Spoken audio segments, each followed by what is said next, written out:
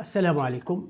مع اقتراب موسم البرد والشتاء تحتاج أجسامنا إلى مزيد من الرعاية والاهتمام، وذلك من أجل تعزيز المناعة الداخلية لأجسامنا ومواجهة الأمراض والوعكات الصحية المصاحبة لموسم البرد غالبا، مثل السعال والكحة ونزلات البرد وغير ذلك. في حلقة اليوم سأقدم لكم عشبة رائعة ومدهشة بحق ستساعدكم في أخذ الاحتياطات اللازمة لمجابهة الأمراض القادمة مع موسم البرد، وهي متوفرة وسهلة التحضير. ما هي هذه العشبة وما هي طرق استخدامها؟ نناقش كل ذلك بعد هذا الفاصل القصير. حياكم الله. أنا حبيب العزي، كاتب وباحث في التشافي الذاتي والطبيعي بالغذاء. إذا كنت تشاهدنا لأول مرة فياريت لو تشترك معنا بالقناة وتدعمنا بلايك وبتعليق صغير ليصل هذا المحتوى لغيرك، وبالتالي تساعدنا على الاستمرار في تقديمه بشكل دائم. كما قلنا، مع حلول فصل الخريف واقتراب الشتاء غالبا ما نحتاج إلى أغذية تزيد من مناعتنا لمواجهة الأمراض المصاحبة للبرد، مثل الزكام والالتهابات المختلفة. والعشبة التي سنتحدث عنها اليوم هي معروفة للجميع، لكن قد تغيب على البعض فوائدها الكثيرة والمدهشة، وهذا ما سنتحدث عنه اليوم. هذه العشبة هي اليانسون.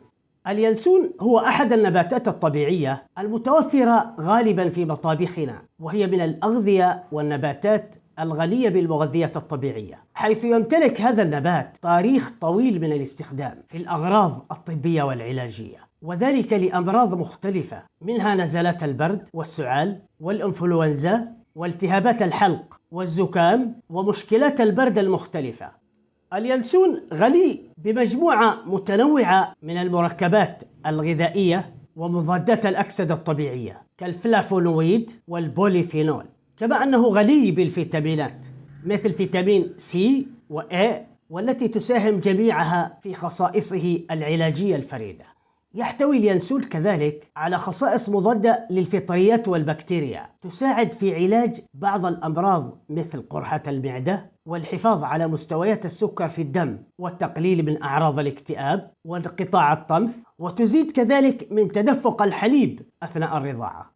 أما عن الفوائد العلاجية والصحية لهذا النبات فهي على النحو التالي.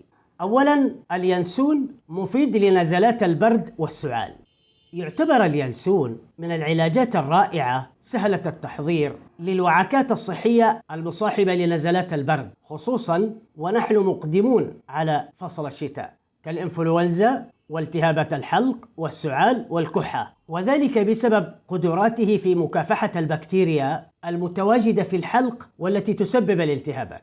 علمياً أشارت بعض الأبحاث العلمية إلى أن شرب كوب واحد من شاي اليانسون أو من الشاي الذي يحتوي على اليانسون والبابونج والزعفران والشمر والكراوية وعرق السوس يقلل من السعال ويساعد على النوم بشكل مريح أيضاً، وذلك لدى الأشخاص المصابون بالربو التحسسي الذين يواجهون صعوبات في النوم بسبب السعال أثناء النوم.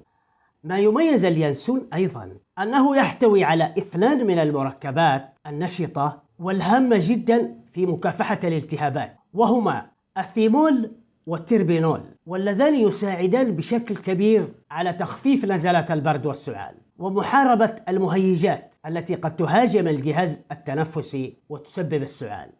الفائدة الثانية من فوائد اليانسون أنه يعد من العلاجات الفعالة لمكافحة الإنفلونزا والفيروسات. هناك حمض يتواجد في اليانسون يسمى الشيكيميك، وهذا الحمض يعد واحدة من أهم الخصائص الدوائية لليانسون، حيث أن هذا المركب أو الحمض يمتلك قدرات قوية في مكافحة الفيروسات والعدوى، وهذا مهم جدا لتقوية جهاز المناعة ومن ثم محاربة الالتهابات والأمراض.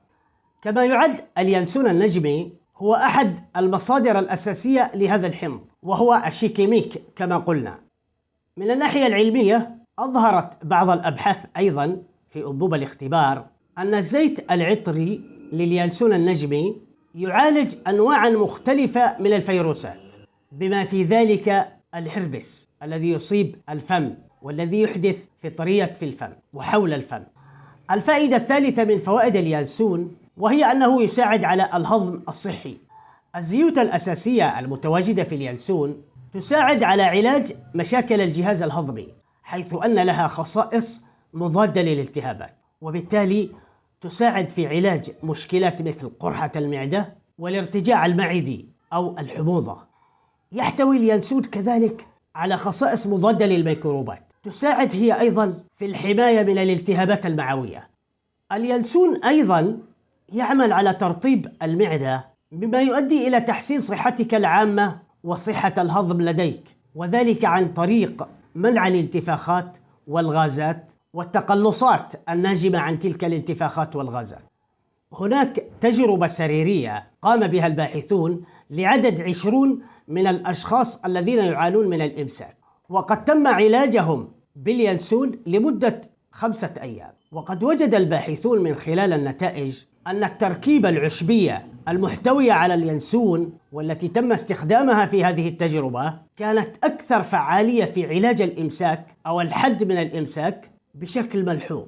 كما لاحظ الباحثون أن هذه التركيبة أيضا التي شملت اليانسون مع مركبات أخرى قد أدت إلى تأثيرات مرطبة وملينة للمعدة، مما ساعد في التخلص من الإمساك. الفائدة الرابعة من فوائد اليانسون أنه يخفف آلام الدورة الشهرية.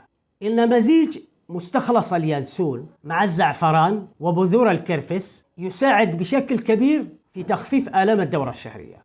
في إحدى الدراسات العلمية التي أجريت في العام 2009 والتي نشرتها مجلة Midwifery Women's Health، حيث تم تقسيم عدد 180 طالبة تتراوح أعمارهن بين سن 18 و27 عاماً، تم تقسيمهن إلى 3 مجموعات. وقد تلقت المجموعة الأولى مزيج من بذور اليانسون والزعفران والكرفس، وتلقت المجموعة الثانية حمض الميفيناميك وهو نوع من الأدوية المضادة للالتهابات، فيما تلقت المجموعة الثالثة دواء وهميا.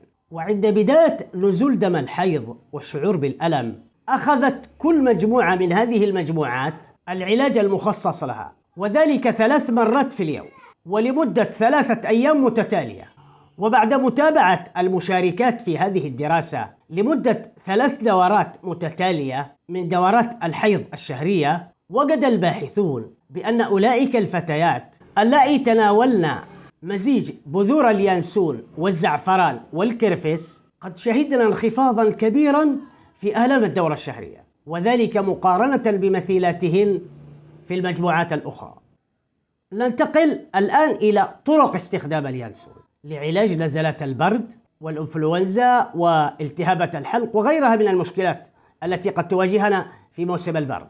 الطريقة الأولى: أضف ملعقة صغيرة من بذور اليانسون إلى مقدار كوب واحد من الماء، ضعه على النار واتركه يغلي على نار هادئة لمدة 10 دقائق. بعد ذلك قم بتصفية الماء، ثم أضف إليه ملعقة من العسل الطبيعي.